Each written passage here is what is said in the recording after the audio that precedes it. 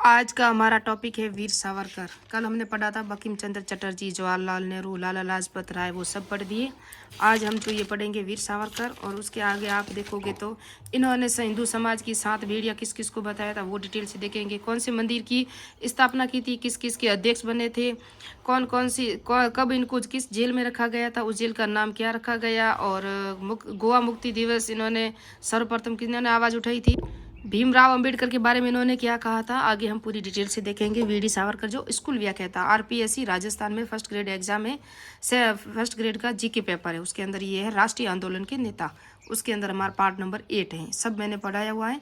VD Savarkar का मैंने पहले वीडियो बनाया था, लेकिन वापस से मैंने सोचा एक बार डिटेल से पूरी दे दूँ। तो पूरा नाम है इनका विनायक दामोदर सावरकर। विनायक कौन थे, दामोदर कौन थे, पूरा डिटेल से यहाँ देखेंगे। क्या पढ़ेंगे, इनकी जन्म पढ़ेंगे, इनकी मृत्यु कैसे हुई, किस जगह हुई, कब हुई, और इनकी शिक्षा कहाँ कहाँ प्राप्त की, इन्होंने किस किस संस्था की स्थापना की, और कौन कौन से सम्मेलनों की अध्यक्षता की थी। इनके बुक्स कौन कौन से हैं, ग्रंथ कौन कौन से हैं जिसको आप कभी नहीं पढ़ देखा होगे। आप आज तक हमने यही देखा है कि भारत को प्रथम स्वतंत्रता आंदोलन एक यही है, तो आपको किस किस को याद रखना है, किस पर फिल्म बनी हुई है, कौन सी पुस्तक पे, वो भी हम देखेंगे। और ये कौन से जेल में रहे थे, और इनको 2 बार आजीवन कारावास मिला था, और यूएनए में इनका मुकदमा चला था, याद हो तो आपको। तो इनका जन्म महाराष्ट्र के भागपुर नासिक में 28 मई 1883 को हुआ था। 1883 को एक और संस्था की स्थापना हुई थी, आपको मुझे कमेंट बॉक्स में बताना है। इनका नाम विनायक ऐसे रखा कि विनायक इनके दादा का नाम था, दामोदर इनके पिता का नाम था, इन दोनों को मिला के इनका नाम रखा गया विनायक दामोदर सावरकर। वीर सावरकर के नाम से जाने जाते हैं। 1901 में मैट्रिक पास करने के बाद ये पूना के फर्ग्यूसन कॉलेज में एडमिशन लेते हैं, और यहाँ ही इनको बाल गंगाधर तिलक से संपर्क हुआ था। बंग आंदोलन हुआ था, आपको बंगाल का विभाजन हुआ था, उस समय इन्होंने मित्र मेला 1999 में संस्था की स्थापना की, और इसी का नाम परिवर्तन करके अभिनव भारत 1904 में रखा गया। और आपको पता हो तो बंगाल का जो विभाजन हुआ था उसके विरोध में इन्होंने विदेशी वस्त्रों की होली भी जलाई थी। याद रखना, ये कांग्रेस के कट्टर विरोधी थे। और इनको बैरिस्टर की उपाधि भी दी थी, लेकिन इन्होंने कहा अंग्रेज मुझे कोई उपाधि नहीं दे सकते, मैं इनकी उपाधि नहीं लूंगा, और इन्होंने नहीं ली थी। 1901 में महारानी विक्टोरिया का शोक सभा का जब विरोध किया था, जब महारानी विक्टोरिया का जो देहांत हुआ था तो भारत में उनकी शोक सभाएं चल रही थी, तो वीर सावरकर ने इनका विरोध किया था, हम अंग्रेजों की शोक सभाएं क्यों मनाते हैं। एडवर्ड सप्तम का राज्याभिषेक हुआ था, उत्सव तो भारत में उत्सव चल रहे थे, तो उन्होंने कहा ये गुलामी का उत्सव है, ये आज़ादी के जाति विद्रोह का उत्सव है, इसको आप मत मनाओ, देश में और जाति का और विद्रोह हो रहा है, इस तरह से उन्होंने कहा था कि हम इसको नहीं मना सकते, ये अंग्रेजों का है। 1906 में वकालत करने के लिए लक्ष्य से ये लंदन भी गए थे। आपको क्या था वहाँ, आपको पता हो तो श्यामजी कृष्ण वर्मा की एक वहाँ संस्था थी, इंडिया हाउस। 1,000 की वहाँ फेलोशिप दी जाती थी श्यामजी कृष्णा के द्वारा, तो इनको भी बाल गंगाधर तिलक के कहने पर इनको भी फेलोशिप मिल गई थी। और श्यामजी कृष्णा द्वारा जो स्थापित थी लंदन में इंडिया हाउस, 10 मई 1857 की क्रांति की अर्ध शताब्दी मनाई थी। आपको पता हो 10 मई 1857 को भारत में क्रांति हुई थी, और 10 मई 1907 को, देखो 10 मई 1907 को इसके 50 साल पूरे हुए थे। उसी उपलक्ष्य में इन्होंने इसी समय इन्होंने इस क्रांति को भारत का प्रथम स्वतंत्रता संग्राम भी कहा था। और कुछ बुक्स भी यहाँ छापी थी इन्होंने। इंडियन वार ऑफ इंडिपेंडेंट 1857 की जो किताब थी ना, ये बुक्स थी ना, ये मराठी भाषा में थी, बाद में इसका अंग्रेजी में अनुवाद किया गया। और इन्होंने कहा ये गद्दार नहीं था, सैनिक विद्रोह भी नहीं था, यह एक भारत का प्रथम स्वतंत्रता संग्राम था। ये किसने कहा था, वीर सावरकर ने कहा था। जब अंग्रेजों को पता चला तो ये बुक्स यानी कि अंग्रेजों के विरोध में छापी जा रही हैं और क्रांतियों को भड़काया जा रहा है, तो इनको इस बुक पे क्या हुआ, प्रतिबंध लगा दिया गया। तो इसको गुप्त रूप से पीक वीक पेपर्स और स्कॉट्स पेपर के नाम से अंग्रेजी में अनुवाद किया, और बाद में भारत में छपी थी। पहले ये जब जर्मनी में गई थी है ना, फिर बाद में यहाँ आई थी। और इनकी पुस्तक थी हिंदुत्व बुक, हिंदुत्व, उसके अंदर भी हिंदू शब्द की परिभाषा भी दी थी। नासिक षड्यंत्र केस तो हुआ था 1 जुलाई 1909 को, मदन लाल ढींगरा ने करजन वायली की हत्या की थी। तब मदन लाल ढींगरा के विरोध में जब ये सब नारे चल रहे थे ना, तब इन्होंने विरोध किया था कि मदन लाल ढींगरा ने अच्छा कार्य किया है अंग्रेजों को मारने का, तो ये इनके सपोर्ट में थे, बाकी कोई नहीं था। किसके, मदन लाल ढींगरा के, बाकी पूरे भारत वाले अंग्रेजों के सपोर्ट में थे।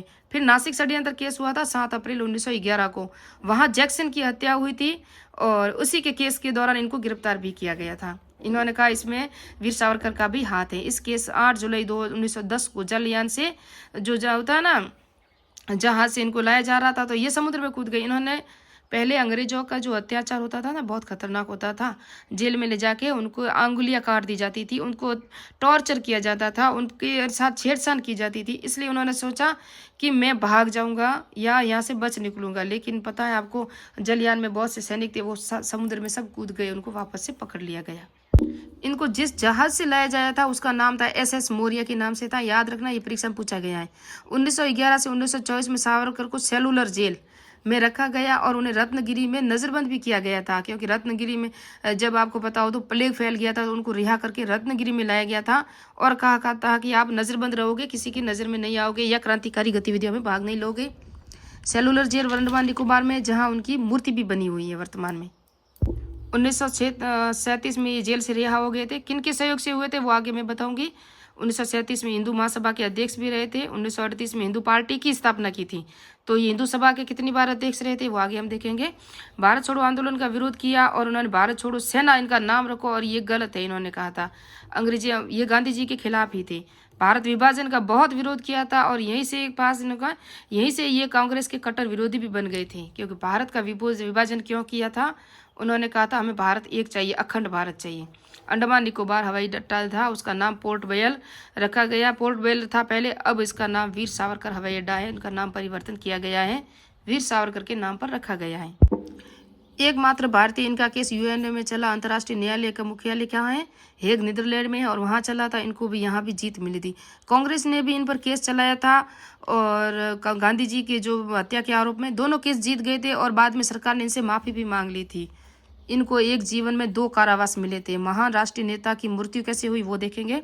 1 फरवरी 1966 से 26 फरवरी 1966 तक उन्होंने उपवास यानी संथारा पद्धति से, याद रखना, प्राचीन भारतीय इतिहास में हमने चंद्रगुप्त मौर्य पढ़ा था। उन्होंने संथारा पद्धति से, अपने संलेखना विधि से अपने का प्राणों को त्याग किया था। उन्हीं के अनुसार ही इन्होंने, वीर सावरकर ने भी संथारा पद्धति से अपने प्राणों को त्याग किया था। 26 फरवरी 1966 को प्रातः 10 बजे मुंबई में इनकी मृत्यु हो गई थी। 1963 में इनकी पत्नी की भी मृत्यु हो गई थी। कुछ महत्वपूर्ण तथ्य देखते हैं। 1937 से 1942 में हिंदू महासभा के अध्यक्ष बने, यानी कि 5 बार। जीवन भर हिंदुस्तान पर काम किया इन्होंने। सरदार वल्लभ भाई पटेल, बाल गंगाधर तिलक के कहने पर 1921 में 4 जुलाई 1911 से 21 मई 1921 तक वो जेल में रहे थे ना, तो उनकी रिहाई हुई थी इनके कहने पर। किनके? सरदार वल्लभ भाई पटेल और बाल गंगाधर तिलक के सपोर्ट से। हिटलर के प्रशंसक थे ये। और काला पानी, अखंड, सावधान, असावे, भाषा शुद्धि, ये इनकी पुस्तक थी। और काला पानी की पर इन्होंने पुस्तक थी ना, उस पर उनकी फिल्म भी बनी हुई है 1956 में, देव आनंद और मधुबाला की। ये 7 बेड़ियां कौन सी थी जो हिंदू समाज में थी और वीर सावरकर ने बताई थी? एक तो बताई थी स्पृशबंदी, यानी कि जो निम्न जाति के लोग हैं उनको टच नहीं करना। इन्होंने एक मंदिर की भी स्थापना की थी, आगे देखेंगे। और आगे थोड़ी सी और इंपॉर्टेंट जानकारी है। बेटी बंदी, उनके साथ वैवाहिक संबंध भी हम नहीं करना, ये भी बेड़ियां थी। सिंधु बंदी, आप सागर में जो यात्रा कर रहे हैं नदी पार, उनके साथ विदेशी यात्रा में भी नहीं जा सकते। किसके साथ? निम्न जातियों के साथ। रोटी बंदी, उनके साथ खाना भी नहीं खा सकते। व्यवसाय बंदी, उनके साथ व्यापार, व्यवसाय, उद्योग धंधा जिनकी कुछ भी नहीं कर सकते।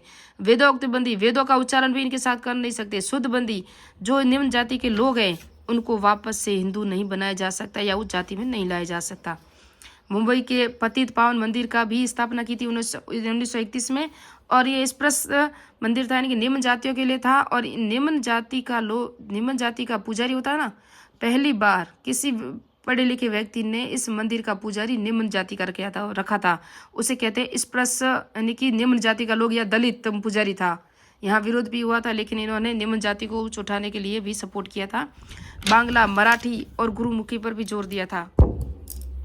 ये जो बांग्ला, मराठी और है ना गुरुमुखी लिपि, ये इन्होंने सेलुलर जेल तो ना अंडमान निकोबार द्वीप समूह, वहाँ के कैदियों को भी शिक्षित करने का प्रयास भी किया था। वहाँ इन्होंने इससे भाषाएं सीखने पर जोर दिया था कि एक भाषा से नहीं, सभी भाषाएं सीख सकते हैं हम। और आपको पता हो सेलुलर जेल है ना अंडमान निकोबार द्वीप समूह में, बहुत खतरनाक जेल थी। वहाँ पे सारा दिन नारियल को छिलाया जाता था, उससे तेल निकालने का कार्य किया जाता था कैदियों द्वारा। कैदियों पर बहुत अत्याचार होते थे, बहुत यातनाएं दी जाती थी वहाँ। भीमराव अम्बेडकर के बारे में उन्होंने कहा था, जब बौद्ध धर्म स्वीकार किया था किसने? भीमराव अम्बेडकर ने। तब कहा था अब जाकर वे सच्चे हिंदू बने। किन्होंने कहा था? वीर सावरकर ने। गोवा मुक्ति का सर्वप्रथम आवाज भी इन्होंने उठाई थी।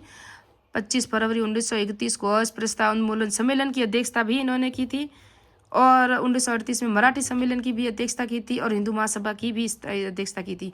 4 अप्रैल 1950 को पाकिस्तान के PM लियाकत अली जब भारत आ रहे थे ना, तब इनको भी कैद कर दिया था। कहाँ? बेलगांव जेल में, आपको पता हो तो।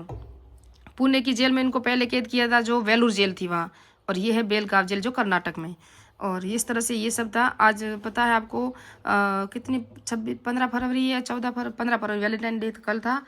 अब क्या है ना, हवाएं बहुत चल रही है, जिससे आपको आवाज़ शायद स्पष्ट नहीं आ रही होगी। पता है हमारी यहाँ मारवाड़ी भाषा में इन हवाओं को क्या कहा जाता है? जत्ती। जो होली से पहले चलने वाली हवा होती है ना, जतिया चलेगी कहते हैं, जत्ती। तो ये बहुत सी हवाएं चल रही है, इसलिए शायद आपको नहीं मिलेगा, आवाज़ स्पष्ट नहीं आ रही होगी। लेकिन मेरी वीडियो को सब्सक्राइब कीजिए, मेरे चैनल को सब्सक्राइब कीजिए, लाइक कीजिए, कमेंट कीजिए। और नेक्स्ट पार्ट में एक और राष्ट्रीय आंदोलन के नेता के रूप में मैं मिलूंगी आपको। जितने राष्ट्रीय आंदोलन के नेता थे सबकी प्लेलिस्ट बनी हुई है महल टीचिंग चैनल पे। राजस्थान की चित्रकला शैली, प्राचीन इतिहास में जितने भी वैदिक साहित्य, चंद्रगुप्त साहित्य, मौर्य साहित्य, मौर्य काल यानी कि मगध का उत्कर्ष काल, सारी पड़ी हुई प्लेलिस्ट आप देख सकते हो। और मिलते हैं नेक्स्ट पार्ट में, नेक्स्ट वीडियो में। जय हिंद, जय भारत।